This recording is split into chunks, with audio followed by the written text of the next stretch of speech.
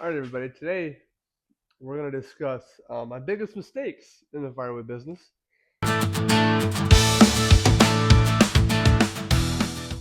Um, there's just some main points that I'm going to go over. Um, just some general stuff that everybody should just be wary of. You know what I mean? So we're going to get right into it here. The biggest mistake I've ever made, and I made this mistake not too long ago again, is sometimes I'm in a scramble to get logs, and I trust people that I haven't bought from before to deliver like 1 to 2 cord. Don't do that.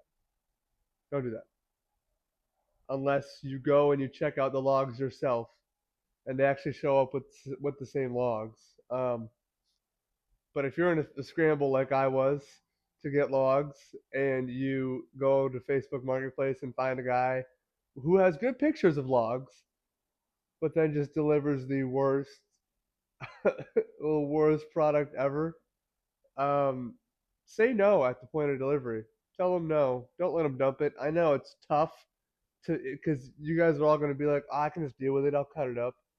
Don't do that. Just say no. I made the same mistake. I didn't say no, and I ended up just getting rid of those logs. I took the loss on them. I'm just like, I'm not going to do this. It's way too much work for me to buck up all these sideways squiggly logs and small ones, and then there's huge ones, and then they're 4 feet long or they're 12 feet long. It's like, ah, no thanks. I'll pass. Um, so the biggest thing is just don't trust people um, that you know are out to make a quick buck.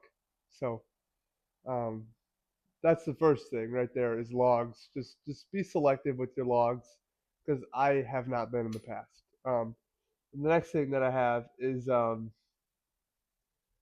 just the saying or the motto of "it'll be fine." Um, what I mean by that is like cutting using a chainsaw with a loose chain or running a splitter that's been on the fritz lately and stuff like that.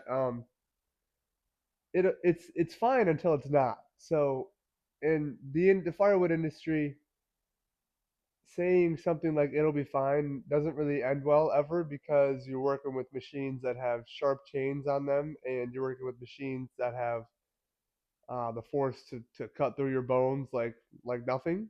So, um, yeah, typically when you're in the headspace of, oh, I know I have a loose chain, but I'm gonna just go easy on it, make sure blah blah blah. When you have a chainsaw like I have my 500i, my steel 500i, those chainsaws aren't very good at giving you a second chance. So you mess up once. Um, I hope that never happens to you, but um, the chain flies off. I wouldn't wish that upon anybody. So you know, um, and with a splitter, um, I've heard of hydraulic hoses popping off and the boiling hot hydraulic oil blows all over the person, or the ram. There's something wrong with the ram, so it could hurt you there. That's really what you want to stay away from is that ram on every splitter. It's the most dangerous thing ever. So just be careful. Never say it'll be okay or it'll be fine. Just fix it, fix the issue, because how long does it take to tighten a chain? 2 minutes, not even a minute. And with a splitter, just take it somewhere, get it fixed, and then get it right back. Like I have a small engine guy, I take it to him, and then I leave with it in a half hour. So if you don't know, just go ask somebody, which leads into my next point. I have written on there, know it all. Um, if you're coming into the industry, don't. It's snowing right now. It's first snowfall of the year. Darn it. But if you're coming into the industry and you truly don't know much, but you are trying to convince yourself that you do, that's a dangerous game because you're going to lie to your customers. You're going to put yourself in danger. Um, the hardest thing for me to do coming into the industry was ask questions because I was either going to learn it myself or just figure it out. So that's not the mindset you want to have. You want to ask people, especially if you have people in your community or around you, maybe even in your family that don't know more about this, the topic that you than you do. So just ask questions. All right, never be afraid to ask questions. That's just the biggest thing, honestly, on this list that I could emphasize is if you truly don't know how to do something, you need to ask somebody how to do it or for help or where to go to get this information. That comes along with the species of the wood.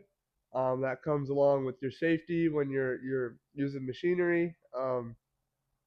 So if you don't know, ask.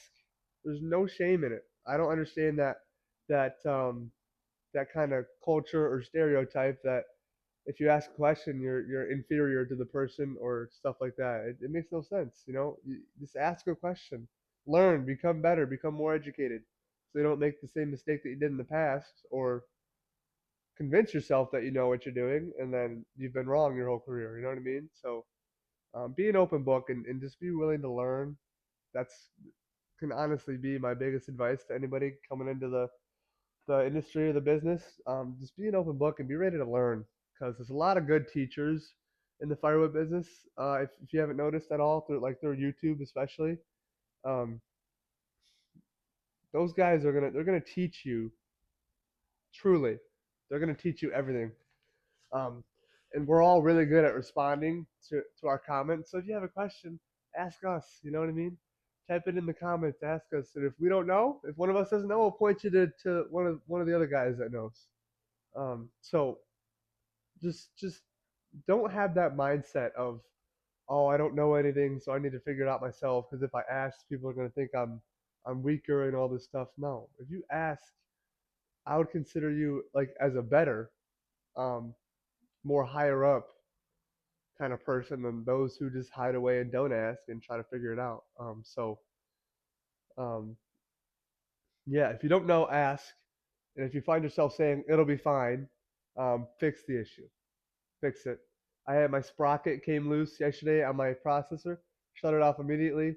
It was a shame, but I said we're gonna be done for the day, and I just tightened the bolts back up today, and we're good to go. So fix it.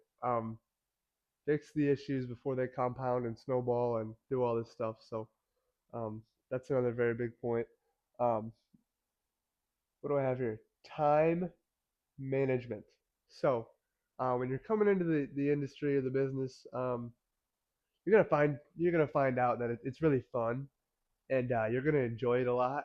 So, you're gonna want to spend a lot of time out here, right?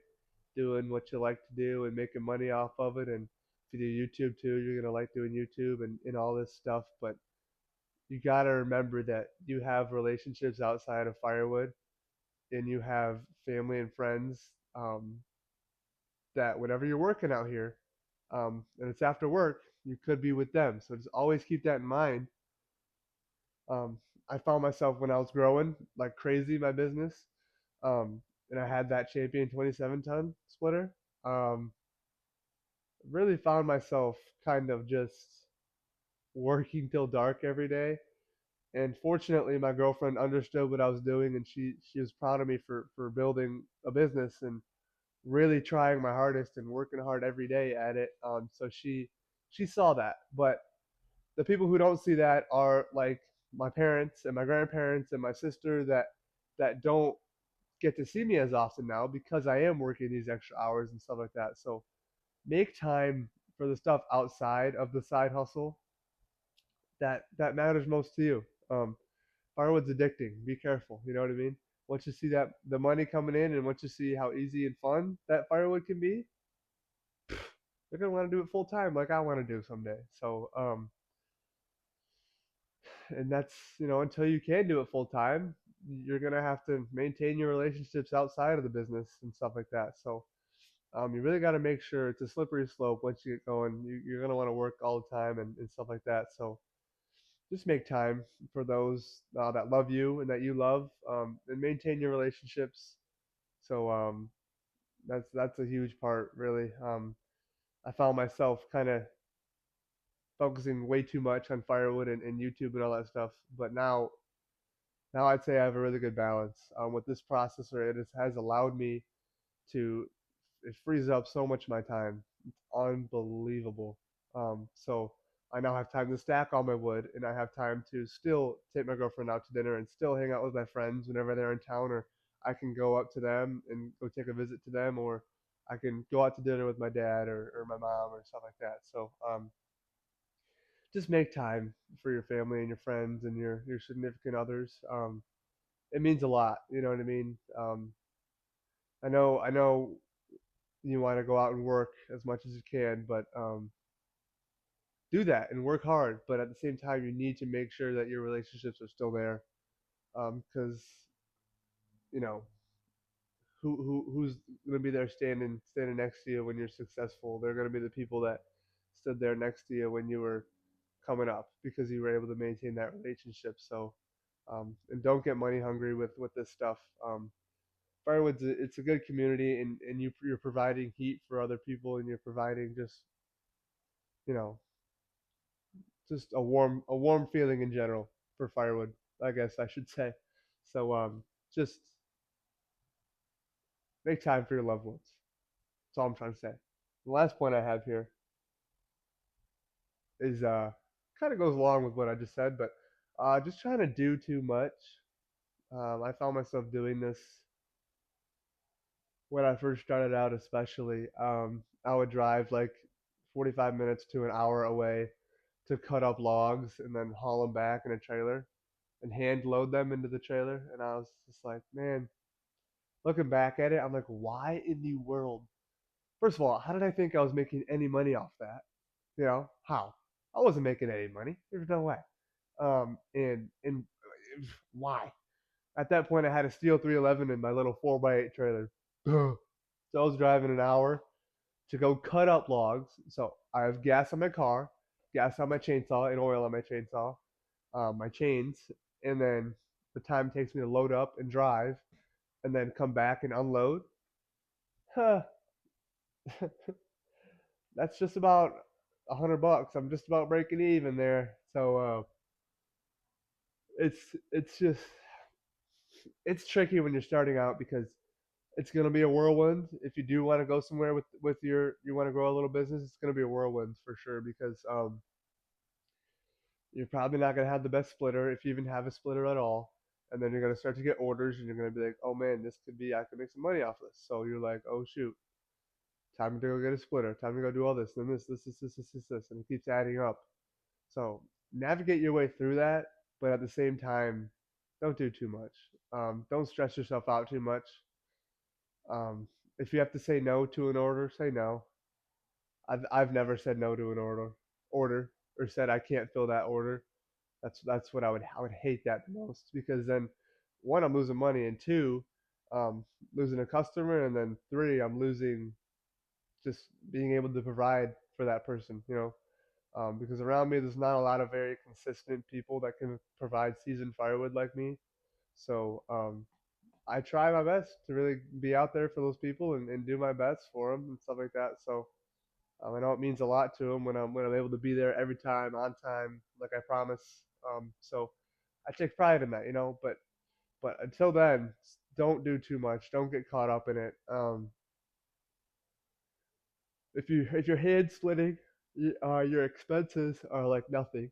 But your time is your biggest expense. So um, use it wisely. Don't try to hand split a cord a day. That's not going to happen. So I mean, it could. You could be a beast, but that takes a lot of time, and that's not a side hustle anymore. That's like a full time thing. So just don't do too much. I guess that's the best way I can put it. Don't stress yourself out too much. But yeah, those are the five biggest mistakes that I made in my firewood career. Um, and yeah, I was the guy doing too much. Just remember that. So I've been there. So you're taking advice right now from a guy who's been there. So um, it's not fun. And looking back on it, I'm like, what an idiot. What is he doing? You know? So, um, but yeah, five biggest mistakes I've ever made in my firewood career so far. Hope you guys enjoyed. All right. Hopefully you had a good Thanksgiving. Saw some family, did all that. Told them you love them. Hopefully, stuff like that. So, um, but anyways, I gotta get to work today already. So I'm gonna take off here. But appreciate you guys. All right. If you've been here for a while, stick around. We hit 5K a few days ago. That's really exciting. Now we're shooting for 10K. So yeah. But anyways, guys, take it easy. All right. Have a great day. Thanks for watching. I'll see you in the next video.